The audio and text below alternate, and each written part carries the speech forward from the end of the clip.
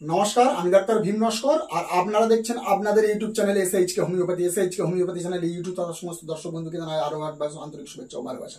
আমি homeopathy practice করি Kolkata leather complex area তথা দক্ষিণ 24 পরগনা। আজকে আমি ব্যাচ ফ্লাওয়ার রেমেডির আর একটা হোমিওপ্যাথিক মেডিসিন যেটা মিমুলাস, এই মেডিসিনটি সম্বন্ধে আমি আপনাদের কাছে আলোচনা করব।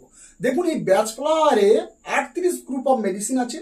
হ্যাঁ, তার মধ্যে আমি বেশ কিছু রেমেডি আমি আলোচনা করেছি, 3-4টে ভিডিও আমার অলরেডি আলোচনা করা হয়েছে এবং পরবর্তীকালে যে মেডিসিনগুলো আমি কাজ পাই টুকটাক ইউজ করি সেগুলো সম্বন্ধে আমি টুকটাক ভিডিও আনার চেষ্টা করব। তো আপনারা যদি বলেন এই মেডিসিন সম্বন্ধে বলুন, আমি যদি ইউজ না করি সেটা কিন্তু আমি কখনো আলোচনা দিকে যাব না। তো যাই হোক, এই মিমুলাস হোমিওপ্যাথিক মেডিসিন, এর আগে আমি অ্যাসপেন হোমিওপ্যাথিক মেডিসিন সম্বন্ধে আলোচনা করেছিলাম। দেখুন, অ্যাসপেনের ভয় আছে, অ্যাসপেন হোমিওপ্যাথিক মেডিসিনের ভয়, কিন্তু কিসের ভয় সেই ভয়টা কিন্তু সে জানে না। তার মধ্যে অনেক অনেক ভয় হচ্ছে, এই ভয় হচ্ছে, সেই ভয় হচ্ছে, ওই ভয় হচ্ছে, ভয়েতে সে একেবারে একটা টাইপের আড়ষ্ট টাইপের হয়ে যাচ্ছে। কিন্তু তাকে যদি জিজ্ঞাসা করা হয় আপনার ভয়টা কি, সেই ভয়টা সে বলতে পারে না।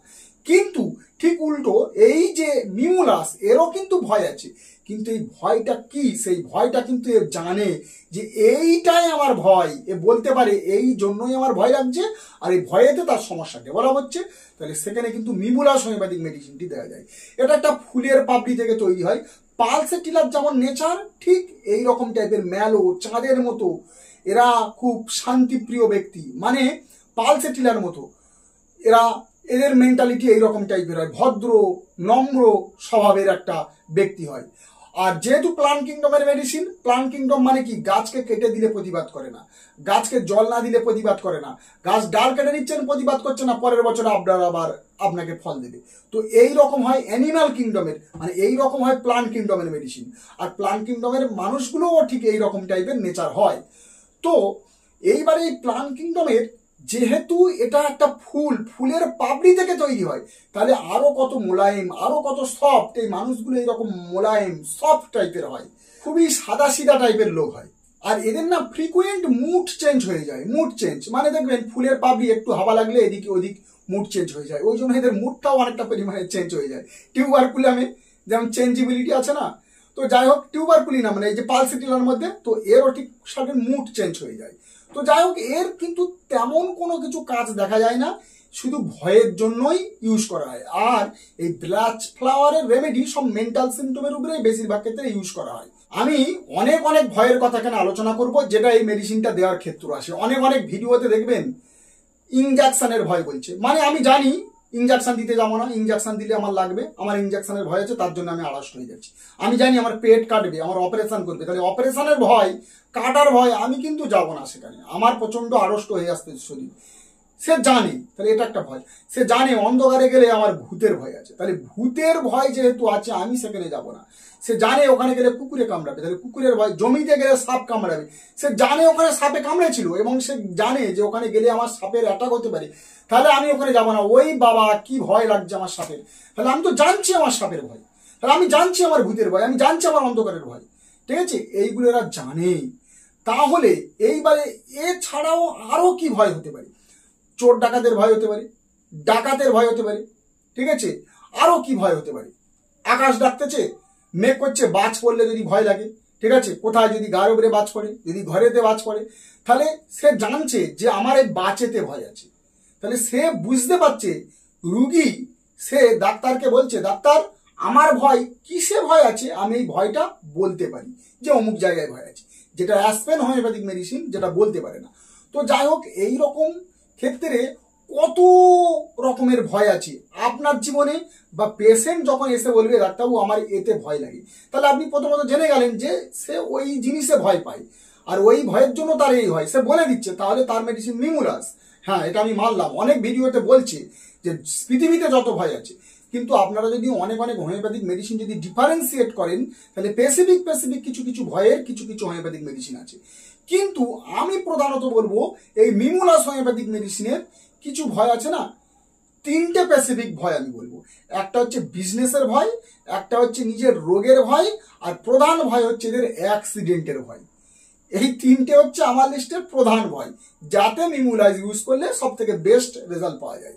তো এদের অ্যাক্সিডেন্টের ভয় খুব, মানে নিজের তো অ্যাক্সিডেন্টের ভয় তো আছেই আছে, মানে অ্যাক্সিডেন্টের জন্য এ বাইরে যাবে না, কোনো জায়গায় বেড়াতে যাবে না যদি অ্যাক্সিডেন্ট হয়ে যায়, গাড়িতে উঠবে না যদি অ্যাক্সিডেন্ট হয়ে যায়।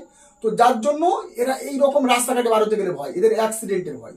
এবার এই অ্যাক্সিডেন্টের ভয় শুধু এর যে তাই নয়, এদের মধ্যে একটু এনজাইটিও আছে। আমি একে একে বলছি আপনাদেরকে। মানে একটা পেশেন্ট সে সব সময় মনে করছে যে অ্যাক্সিডেন্ট হয়ে যাবে।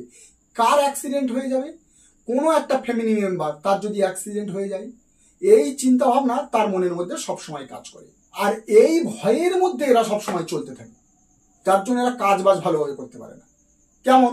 মানে আপনার ছেলে বাজারে গিয়েছে, আপনার মেয়ে কলেজে গিয়েছে, এ বাড়ির সংসারে কাজ করছে, কিন্তু এর চিন্তা থাকবে কলেজে থেকে সাইকেলে করে গিয়েছে, বাসে উঠবে, কি অ্যাক্সিডেন্ট হয়ে যাবে না কি বাবা অ্যাক্সিডেন্ট হবে না কি, এইরকম ভয়ে ভয়ে এর কাজ বাজ ঢিলে করে দেবে, এর শরীর আর চলবে না। এই রকম ধরনের এর একটা এনজাইটি বা অ্যাক্সিডেন্টের ভয় থাকে। রাস্টাক্স যদি হয়, ঘন ঘন ফোন করবে। রাস্টাক্সের পেশেন্ট 5 মিনিট অন্তর, ও 10 মিনিট অন্তর ফোন করবে। আমাদের বাড়ির পাশে একটা ব্যক্তি আছে, হ্যাঁ, ও অনেকবার ফোন করে। আমার সাথে গিয়েছিল একটা ব্যক্তি, আমি কারণ নাম ধরে বলবো না, মায়ের সাথে কথাবার্তা বলে গেছে। তো বাড়ি থেকে অটোতে আধা ঘন্টা গিয়েছে, আধা ঘন্টার মধ্যে অন্তত 3বার ফোন করেছে। বাসে 1 ঘন্টা ছিল, তার মধ্যে 4বার ফোন করেছে। বাসে থেকে নেমে যেখানে বেরিয়েছে আমার সাথে আরো ঘন্টা 2 কলকাতাতে ঘুরেছে, মানে 8-10 বার বাবা মা ও সব ভাই বোন সকলের কাছে ফোন করেছে। আবার বাসা থেকে আসার সময় আমি হিসেব করলাম, বেশ মানে ওই যে 5-6 ঘন্টার মধ্যে কমপক্ষে 30 বার ফোন করছে। কম করে বললাম, একদম কম হবে না, বেশি ছাড়া। তো এগুলো রাস্টাক্সের মধ্যে পড়ে। তো যাই হোক, কি হবে, অ্যাক্সিডেন্টের ভয় যদি এইরকম হয়, আর তার যদি সবসময় চিন্তা হয়, তো মিমুলাস হোমিওপ্যাথিক মেডিসিন। এছাড়া আমি বলেছি গরিব হওয়ার ভয়। মানে কি, যদি সে মনে করে যে আমি গরিব হয়ে যাব, আমার ব্যবসা বাণিজ্যতে লস হয়ে যাবে, যদি আমার ব্যবসাটা ঠিকঠাক না চলে, আর আমি যদি পথের ভিখারি হয়ে যাই, পথে এসে দাঁড়াই, তাহলে আমার কি হবে?